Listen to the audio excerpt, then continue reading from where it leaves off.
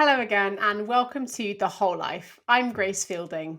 And I'm Paul Woolley, and today we're talking about developments in science and the future of humanity. Hello, it's good to be back. The science and religion debate has often focused on creation, evolution, cosmology, miracles, and quantum theory.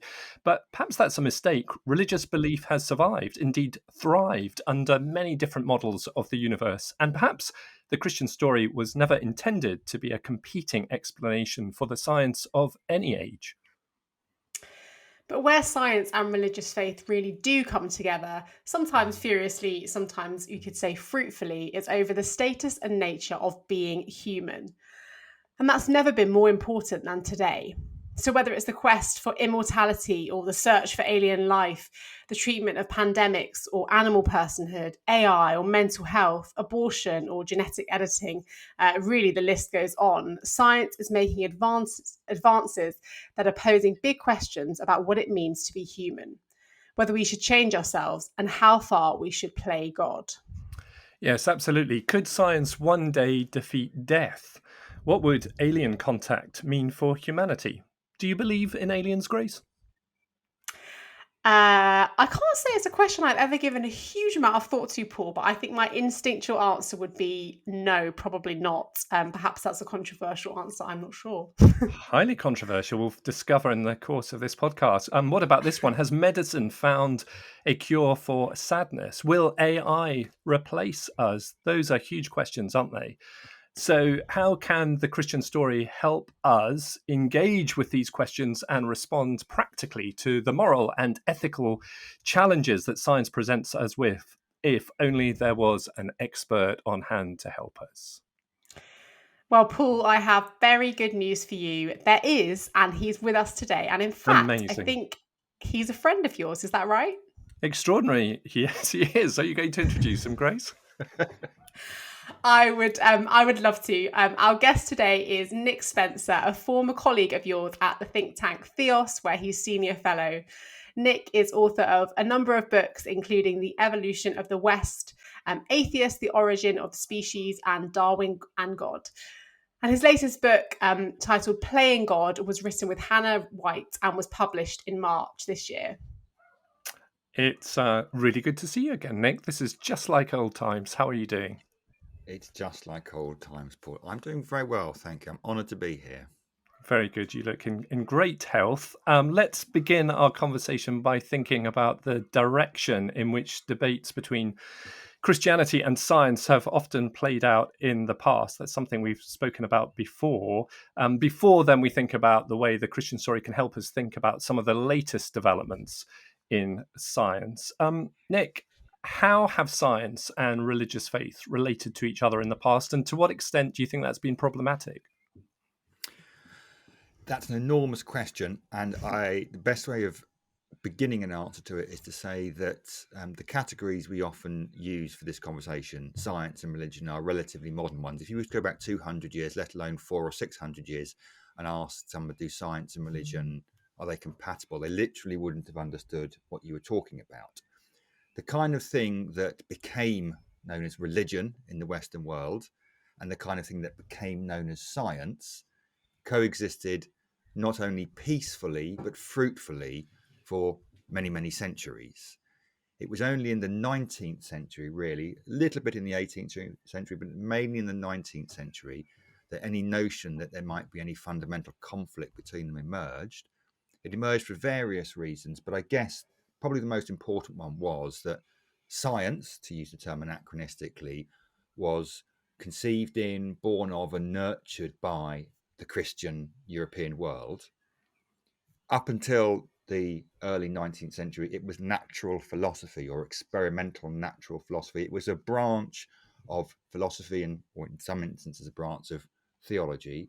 It was professionalized in the 19th century. It became its own independent discipline. It effectively left home. And in some ways, that departure was slightly acrimonious, not least because many of the natural philosophers in the early 19th century were Anglican clergymen, whereas by the end of the century, they were professional scientists.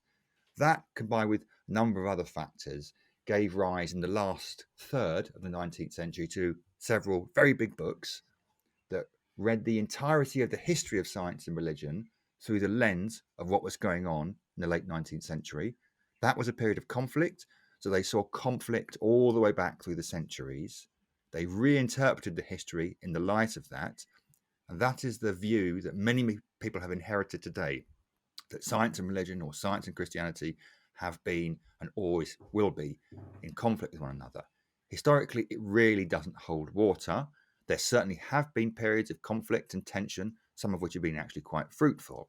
But for the most part, the relationship between science and religion has been thoroughly compatible and positive throughout the centuries. Nick, you mentioned one of those big books that have formed or reformed our understanding of religion and science and formed two separate categories in our minds. Can you give us an example of one of those big books? Well, there was a book published in 1876 by John Draper. It's called, I always get the titles of the two of them confused because they're very similar. I think the Draper one was called The History of the Warfare Between Science and Religion.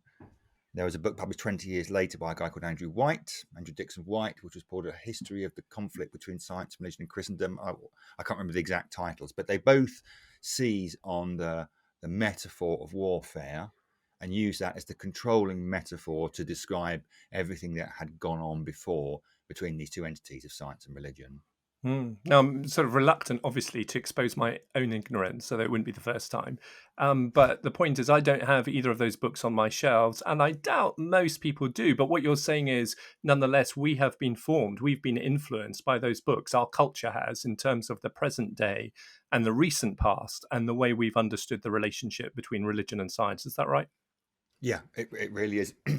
There's a lovely story about a conversation between William Temple, who was Archbishop of Canterbury in the middle of the 20th century when he was much, much younger, and Frederick Temple, who also happened to be Archbishop of Canterbury at the beginning of the 20th century, the only father and son ever to have I done the didn't know job. that, you know. Wow. Yeah, Amazing. the only father and son to have done the job. And at one point, William Temple asked his dad when he was very young, "Dad, why don't philosophers rule the world?"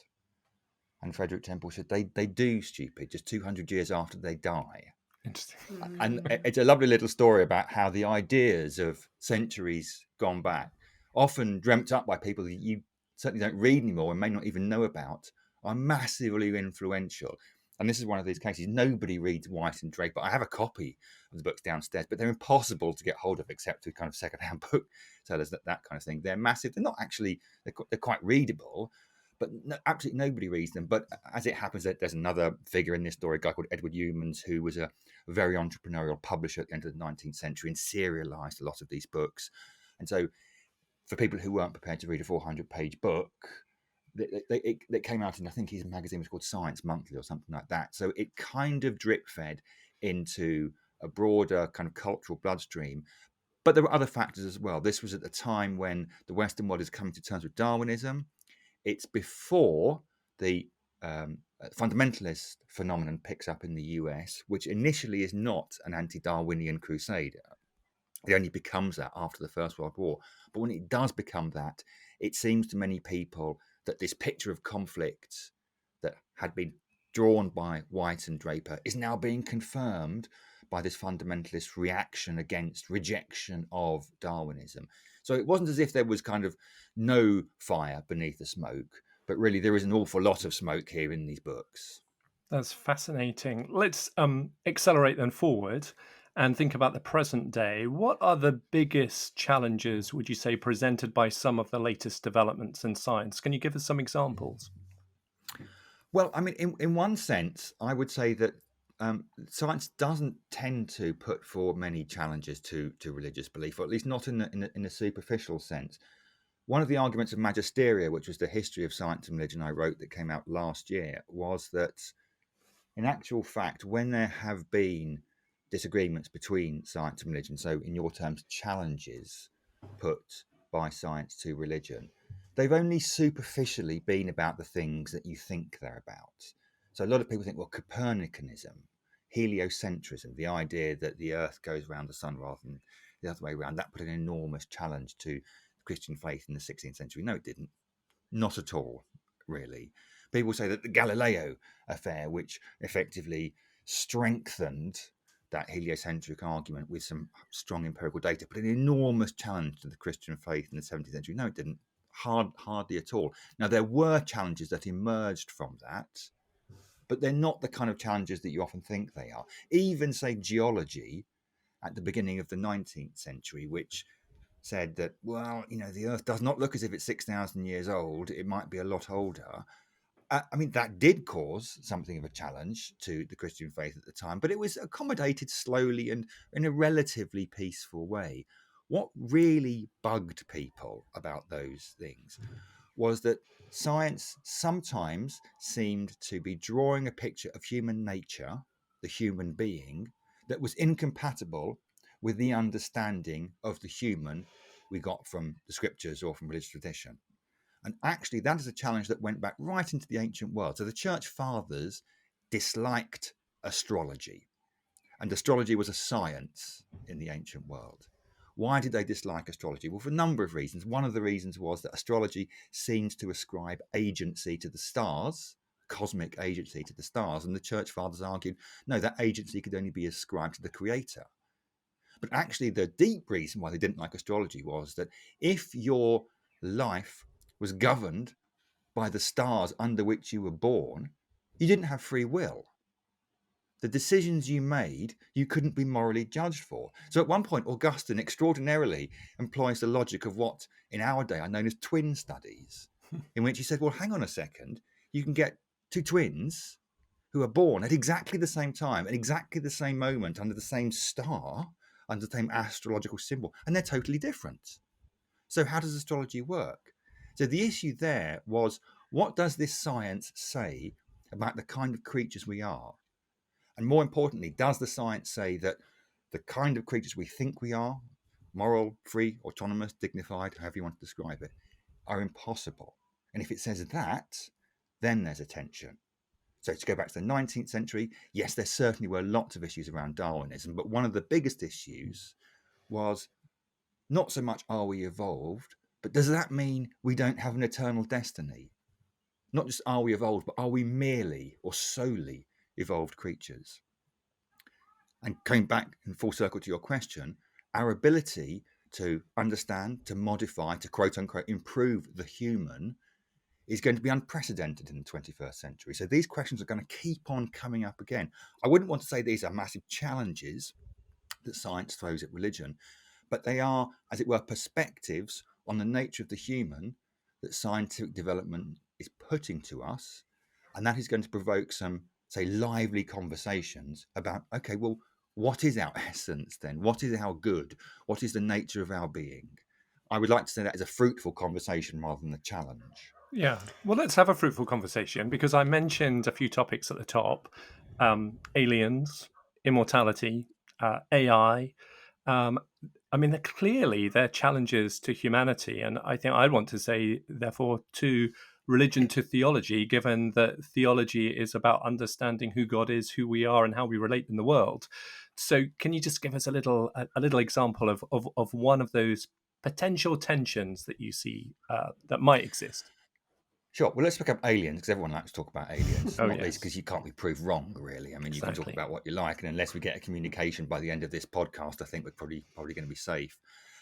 The argument goes, Christianity is predicated on humans being unique, and particularly uniquely rational or uniquely intelligent.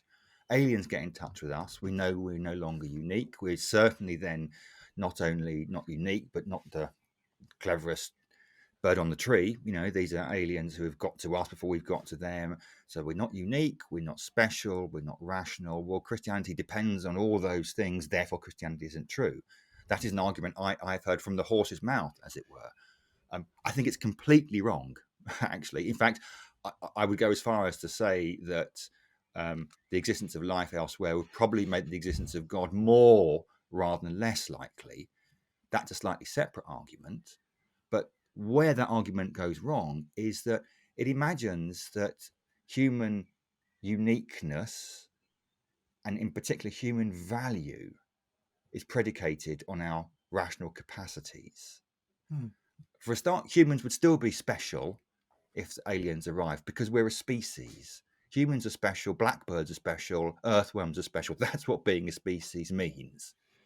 Secondly, human uniqueness. Well, yes, I think we are uniquely capable in many of these different ways, although in a different chapter in the book, I talk about how there's lots of evidence of other animals showing signs of rationality and empathy and morality and so on and so forth. But here's the critical fact. We're not valuable because we're unique or uniquely rational. We're valuable because we're valued by God. Yeah. It's such an important fact. It's a value of grace, not a value of merit. And so the existence of other intelligent species in the world does not change that any more than parents bringing home a second child from hospital makes a first child less valuable or less loved. The first child probably feels a bit more insecure. Anyone who's had more than one kid knows that often happens. But that doesn't mean that the first child is any less loved than they were when they were still an only child. It doesn't work like that. So I think that the challenge that aliens are sometimes considered to put to human identity and value and so on and so forth, and particularly the religious challenge, I don't think that stacks up. If, P.S., we do discover life elsewhere, it would kind of underline the idea that the universe is like a put-up job, to coin a phrase, and that actually life might be omnipresent. And if life is omnipresent, so might mind be omnipresent. And if mind is omnipresent, maybe love is. Now, this is all highly speculative, but I strongly suspect that the universe is seeded with life, and that whether we make contact with that is another matter. But the more it seems seeded with life, the more it seems as if life and mind and love are not cosmic accidents. So interesting, Nick, sort of hearing your perspective on, I think even just the fact that you kind of frame these things as sort of questions rather than challenges is actually really helpful, and means that we maybe feel less threatened by them, but actually more open to having, as we are now, a conversation. So obviously we've spoken about the idea of aliens, and I wondered if perhaps we could, I'm sure as we will, touch on a few of these other types of questions. But more specifically, I suppose, what makes this podcast unique is, aside from obviously wanting to have hopefully a thought-provoking conversation about these things, is also just thinking about how the Christian story itself helps us to think and maybe frame them. Either, I mean, I love what you said about using the example of aliens, there being this idea of actually, we don't need to be threatened by the idea of life elsewhere, because actually our value comes from grace rather than merit. I think that was that in itself was kind of helpful, drawn from the Christian story and what we know about the gospel. But I wondered if there are other examples of these questions where actually a Christian framework can help us kind of respond to these developments that we're seeing in science. Yeah, certainly. So let's pick up genetic modification, genetic editing. There was a story, I think it was last week, about a little girl, I think, who had undergone some genetic treatment which allowed her to hear. I'm pretty sure it's to hear for the first time. Now, this has actually happened through cochlear implants, I believe, from other people, but this was the first time there was genetic modification to allow her to do that. Now, that's a really interesting and beautiful and positive example. So it invites the question, to what end? Okay, if we are increasingly able to understand and intervene in our genetic constitution and modify it, to what end?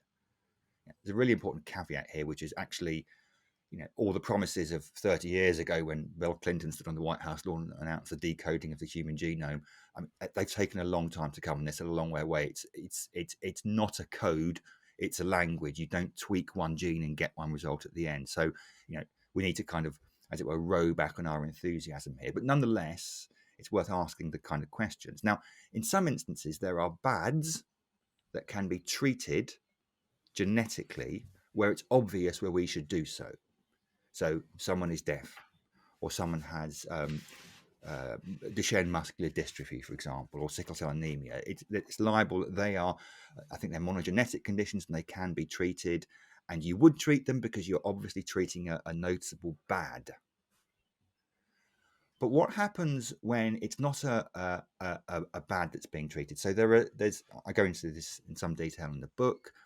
There are some signs that dwarfism can be treated genetically, or rather, well, I won't go into the details. You have to read the book. The But book, yeah. the dwarfism, a form of disability, what we understand as disability, can be Yeah. treated genetically. Should we? Well, hang on a second. Maybe, but at the same time, being short of stature is not the same as having Duchenne muscular dystrophy.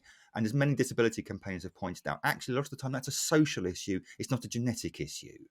And it's up to society to adapt and accommodate people who are physically different from us, rather than simply to treat them as people who need to be fixed. And then you go right to the other end of the spectrum, which is, well, okay, what about genetic modification to allow people to become more intelligent or more resistant to, I mean, the military are very interested in this, more resistant to the kind of things that soldiers might be faced with on the battlefield? Are they goods we should be trying to achieve? Being intelligent is a good, let's not make a mistake about that, but being, having 20/20 vision is a good. But, I wear glasses, I have very poor eyesight. Fixing my eyesight is not in the same realm of fixing the disability of somebody who has Duchenne muscular dystrophy. In other words, you have to think about what kind of goods you're trying to achieve through this. And here's the key point. Science has succeeded for 400 years by bracketing out teleological questions like that.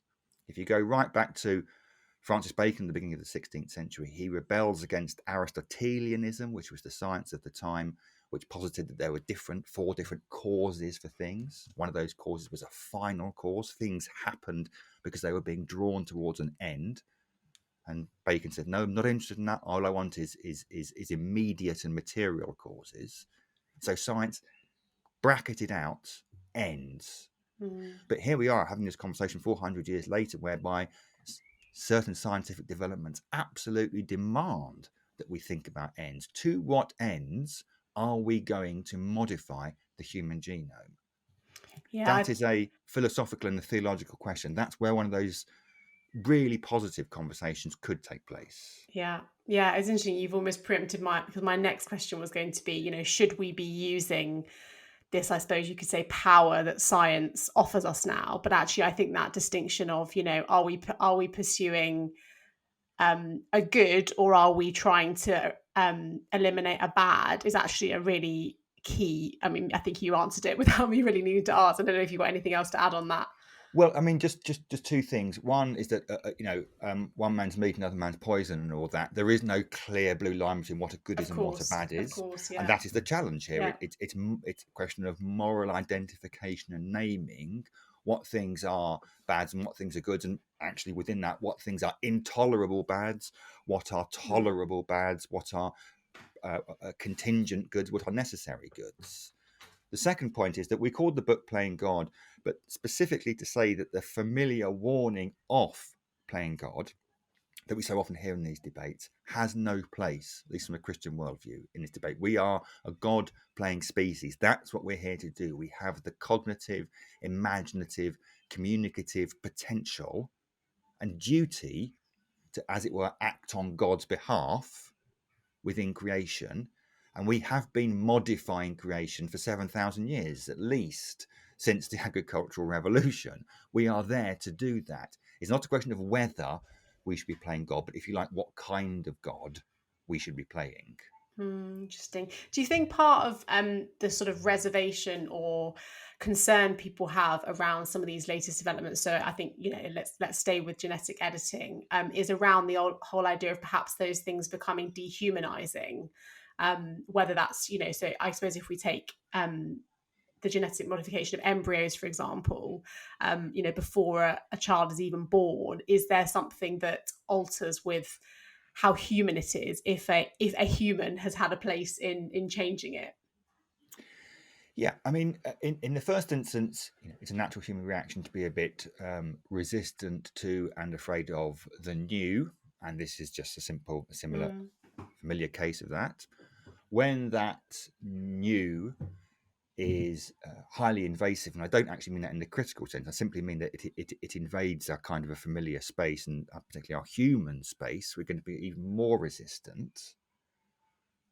And when, in particular, I think the fear derives from the sense, or the fear at least, that this enormous potential is being shaped not by very careful ethical and existential reflection, but by the demands of the market a lot of the time. Mm. That, I think, is what worries people most. So there was a case, I'm going to get the guy's name wrong. I think his name was Kui, who is a geneticist who announced insanely initially on YouTube, but then at a human genome conference in about 2021 that he had cloned 2 baby girls in China to be resistant to AIDS.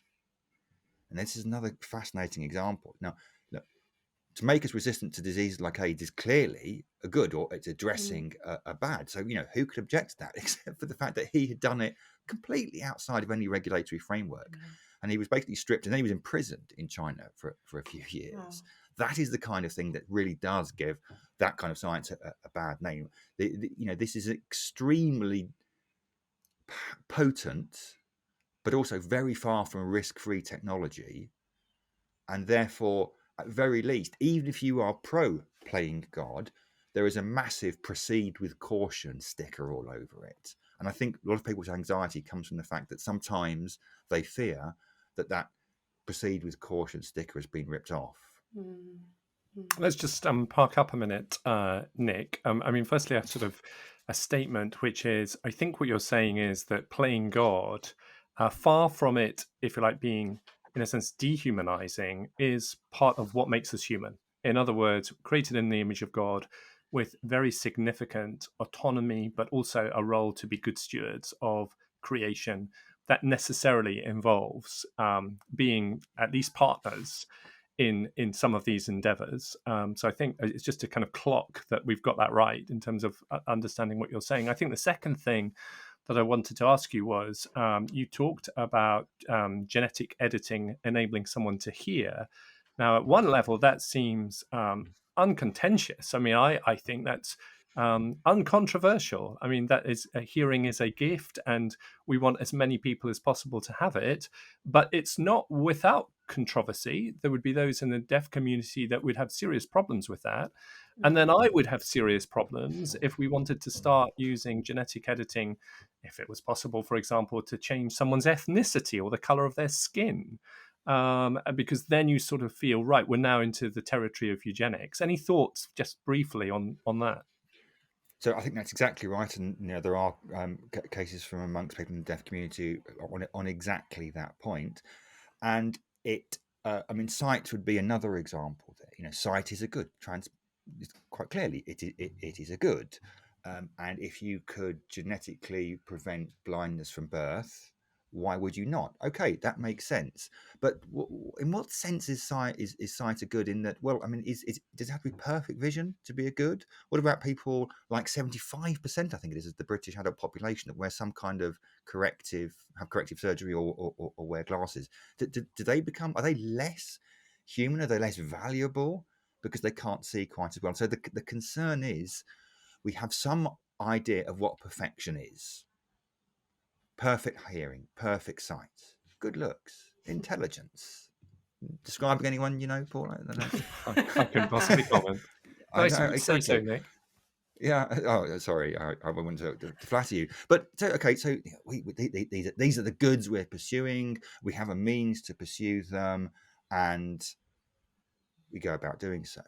And this is where I think a distinctive Christian contribution comes in here, because human good does not come from us being able to see perfectly or being very good looking, let alone kind of super intelligent or anything like that. That is not the model. That is not the end or the good we are encouraged to pursue and value through the gospel. A person is made perfect through love, and the final, truest, most beautiful image of human being is an image of total self-sacrifice, a total gift of oneself. You do not have to be perfect sighted or even particularly bright to aspire to that, even to maybe we don't achieve it, but to get close to it. I think that's a critical point. What is the vision of the final human good that we are pursuing in all this. Because if it is that kind of vision of self-giving love, actually the genetics aren't going to make that much difference, really. Yes, we can help people stay alive, but if you're pursuing somebody, if you're pursuing the good of being self-giving and loving, helping them to be able to see and hear, okay, they're goods, but they're not necessarily going to make them that more loving person.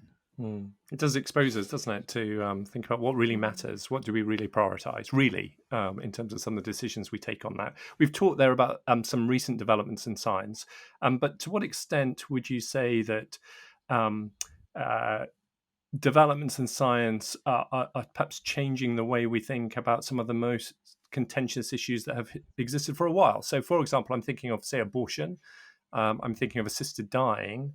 Do developments in science have any bearings on that? How should the Christian story frame the way we respond? Any thoughts on that? Yeah, so we have a chapter on abortion in the book, and we begin by saying, why did you do it? You know, why you're writing a book on aliens and AI and all these kind of lively, interesting topics, and you write something on abortion, which is highly well, it's very difficult territory, really, and a lot of people feel very strongly about it. You know, if you were being sensible, you probably wouldn't have included the chapter on it. But the mere fact that there was a voice in my head saying, "Well, you probably shouldn't write on that," made me think, "Well, actually, that's a good reason why we should write on it." The reason we wrote on that chapter specifically is this: the ability to put it bluntly, to see inside the womb is vastly greater now than even it was 15, 20 years ago. The ability to scan, physically, literally to see as it happens in real time, to see in 3 dimensions the unborn child, to scan them for some genetic conditions, and in some instances to operate on them, has come on leaps and bounds, including the ability to keep them alive prematurely at an earlier and earlier age, up to even 20 weeks in some very rare instances now. Now, for many people, that's not relevant, as it were. As in, you know, you've got a certain position, either you believe in abortion or you don't believe in abortion, and they are very deeply entrenched positions, and there's lots of ethical reason that goes into with them. But the reason why we did this is that one of the reasons why we've got to this situation in the first place is that because the unborn, they don't visibly seem part of the human community, if I can put it that way, and yet increasingly they are. And if you have a situation in the hospital whereby we are pouring hundreds of thousands of pounds into saving the life of a premature baby who has a particular condition, and then a little bit down the hall, a lot of money into ending the life of that premature child, something is wrong there. There is some kind of inconsistency. And we try to problematize both sides of this debate, because we say, on one side, just invoking life isn't good enough, because then you've got to identify exactly what you consider the point at which life began. And we go through various different options there. But at the same time, invoking choice really isn't good enough. And indeed, I think a lot of people who invoke choice recognize this, because very few people who invoke choice in this debate say sex-selective abortions are fine, which brackets seem to be on the rise in the UK. And according to Amartya Sen, who's a hero of mine, Indian economist, there are something like 190 million missing women and girls around the world. And that's because of sex-selective abortion and infanticide, particularly in South Asia and the Far East. Now, who says that's fine? Who says, it's perfectly all right to abort a female fetus because of worries about dowry? So actually, if you're invoking choice, that doesn't do enough work. So we don't come down very, very hard in this particular debate, but we do say this is a debate that is growing momentum because of our scientific developments in obstetrics here, and that the slogans aren't good enough. We need to think carefully and self-reflectively on this issue. Mick, we've covered some pretty big issues, obviously that being one of them. And I wonder, maybe there'll be people listening to this who perhaps think, it's really interesting and informative to hear this stuff, but actually what is the everyday significance for me as a person, perhaps a Christian, in the 21st century? And I'm conscious that, some developments in science don't appear to necessarily affect us directly. So maybe some things are very kind of circumstance based. But there are other developments that not only affect us, but require us to basically work out our own response. And I think actually, some of what you shared today is really helpful in that. But then there are also developments that actually, whether we choose or not to kind of be a part of them or to respond, actually they're going to affect our lives. I suppose a personal example at the moment being AI.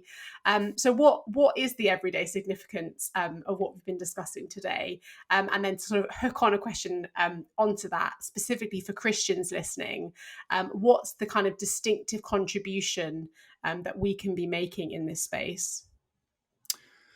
Wow, so a lot of really kind of penetrating questions there. I'll try and be as pithy as I can. In terms of the significance or to take home messages, there are a few really. The first is, to coin a phrase, be not afraid. So often, Christians and even other people enter this debate terrified because they feel a bit under threat.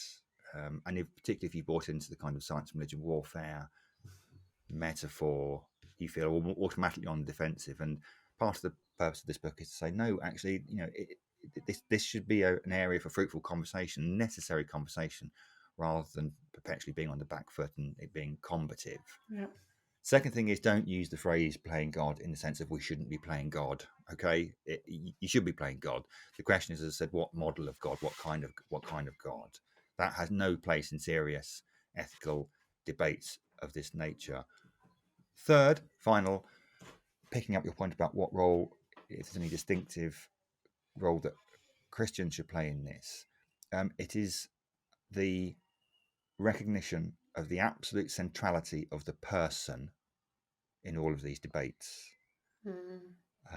So many of these particular debates that we've been talking about, that we tackle in the book, are to do ultimately with how we conceive the human condition, what we do about it. And Christianity has got a lot of experience in this area. It's thought about this question an awful lot. There are significant resources to draw from there. And we should always insist that there is a personalistic framework to these debates. Let me give you one example of this. There's a chapter on mental health in the book, which talks about what we call the pharmacological turn in mental health. From the mid-90s onwards, it's been increasingly possible to treat mental health conditions pharmacologically, famously Prozac nation and SSRIs. The number of antidepressant prescriptions has gone absolutely through the roof in the last 20 or 30 years or so. No doubt for many people, that's a positive, and it has helped them live their lives. But what it is in danger of doing is in framing this entire issue simply as a pharmacological issue. And this was really brought home to me by a stats paper, a research paper published by the ONS that we looked at for this chapter, which was looking at the relationship between cost of living crisis and mental ill health among the British population. And there was a big message at the top of it, with an exclamation mark, saying this paper looks at the correlation between certain life situations and cost of living crisis and reported mental health levels. We do not suggest there's causation there. So basically, we're not making a political point. And then it goes on. And here's the thing that will make you completely drop off your chairs, okay? There's a much higher chance you report higher mental health problems if you're long-term unemployed, if you're long-term sick, if you can't pay the rent, if you can't pay fuel bills, if you're in an abusive relationship, all these kind of things. Who would have thought it? And the point about this is that if you frame this issue pharmacologically, I know what this treatment is. I know what the treatment for what ails you is. It's some drugs, okay? But drugs are not going to help you pay the rent or get back into work or leave your abusive partner. So it's not that you can't frame it pharmacologically. And for some people, that's the right thing to do. But actually, that can mask a personalistic interpretation of what the issue is, which is why we called that chapter A Scientific Cure for Sadness, because it's an obviously jarring phrase. There is no scientific cure for sadness. Scientific cures are of one nature, frame them pharmacologically if you like. Sadness is not one of those things. It's part of the human condition. And it's not to say we should just, throw away our pharmacological crutches and walk once again. But we shouldn't allow that to disguise the deep human context and framing of so many of these issues. So interesting. Nick, as we kind of wrap up, I wondered if you have any predictions for us about kind of where this whole conversation, more widely than obviously this podcast, is going to go, and what this relationship between religious faith and science may look like in the future. Well, as Paul will testify, I'm a miserable so-and-so, so I'm not going to come up with anything that's kind of sparkling and kind of shiny unicorn. Honest answers is what we ask for. I mean, there's a very powerful current here. I've spent quite a few years now working on science and religion. I've written a book trying to dismantle the idea that there's a war between science and religion. There was a historical war. I've just written a book about how the science and religion can coexist and converse fruitfully and necessarily in the future. I was on BBC Radio 4 Start the Week about a month or so ago talking about this, and the programme was entitled "The War Between Science and Religion." I kind of thought, how productive has my last 5 years been? Yeah. Exactly.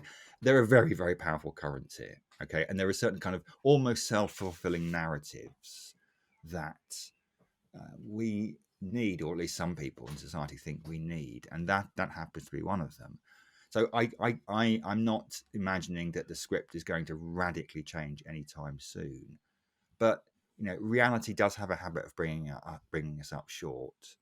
Most people recognize that the kind of combination of techno-utopian optimism and market forces that is driving so much of this debate, certainly in kind of Silicon Valley AI territory, is probably not the most sensible long-term solution to navigate this technology.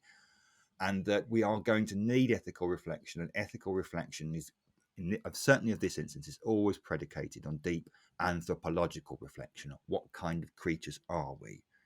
That is, to my mind, a profoundly theological question, because at heart, I think we're theological creatures. And so it's an open conversation. And sometimes you will find that, as I said, the current is so powerful in one way, it's all you can do just to swim against it. But sometimes doors will be open and seats will be drawn up at the table. And there will be, I think, people who are willing, perhaps even keen, to hear the kind of perspectives that we've been talking about. That, I hope, is kind of one of the things the book will do, is equip people to navigate, to understand and navigate those conversations a bit better. What a great place to conclude. Nick, you've been on quite a journey. Start the week and now the Whole Life podcast. It just gets better, doesn't it? Where else do I have to go? I mean, I don't know. I've reached the top. There is nowhere to go from here. And Nick, in spite of yourself, you're quite optimistic, it seems to me, about the future, and the way that you framed the relationship between science and recent developments in science and the Christian story seems positive and, well, hopeful. Hopeful is the word that I'm going to apply to this conversation, and that's not a first, but maybe being positive. Well, who am I to comment? Nick, we really appreciate you putting aside the time to talk with us today. What is the next big project that you're working on? Well, for my sins, I've got one more book on science and religion that's coming out next year. It's a very different kind of book. It's a monograph with OUP, and it's a kind of a big, serious. It's actually what I was trying to address the question: what is science and what is religion? Everyone's got an opinion of the two of them, but if you're trying to understand how they relate to one another, you need to have some idea of what they actually are. And when you go down that rabbit hole, it becomes much more complex. So that's the next book that's coming out. Brilliant. We will keep track of that. And you occasionally appear on social media and that sort of thing. So if people want to keep track on you and what you're up to, how can they best do that? I mean, not stalking, obviously. We don't encourage that. But yeah. What would you say? I'm on Twitter at TheosNick. I'm not an assiduous tweeter. I don't say much, but I'm there in some vague form. Excellent. And that's just about your account on X. But I have to say, when Nick does contribute on that platform, it's always well worth it. So we're on tenterhooks for your next tweet. Nick, thank you so much for your time with us today. It's been great fun talking with you. Thank you. It's been a real pleasure. Thanks so much, Nick. Bye. Thank you. Well, Grace, what did you think?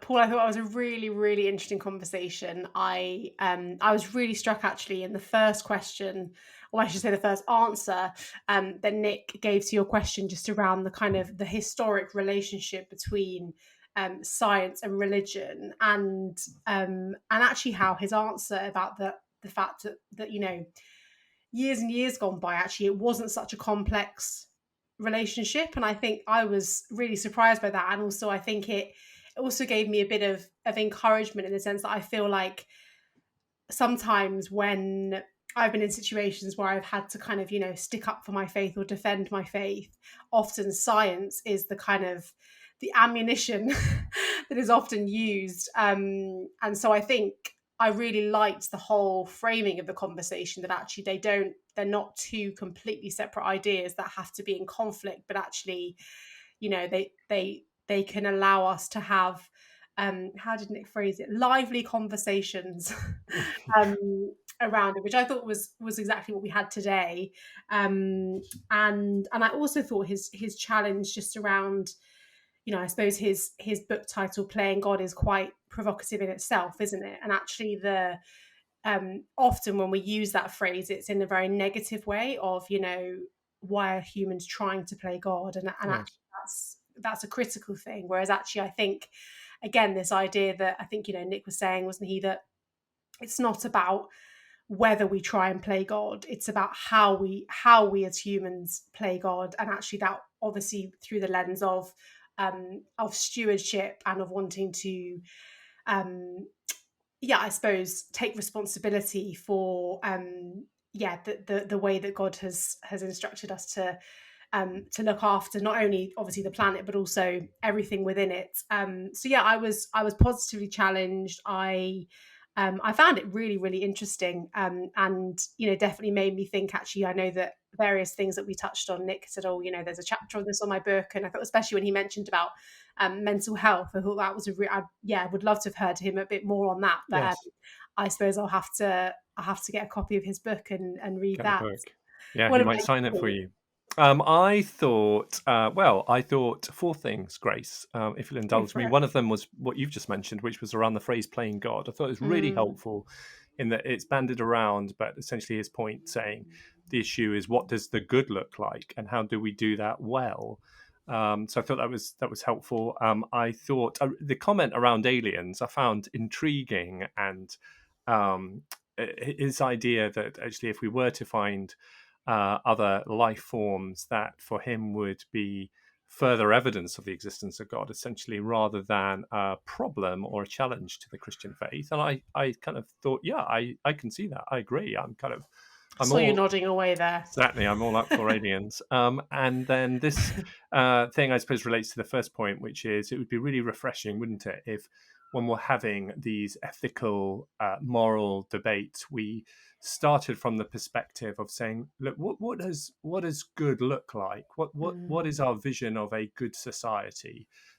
Is this good or not good, and how are we deciding that? Rather than immediately getting into sometimes, if you like, the presenting issue, rather than dealing with some of the things underneath it that might actually help us get there. So I thought that was interesting. And then I thought the final thing, which really struck me, was around the language of choosing. It's my right to choose.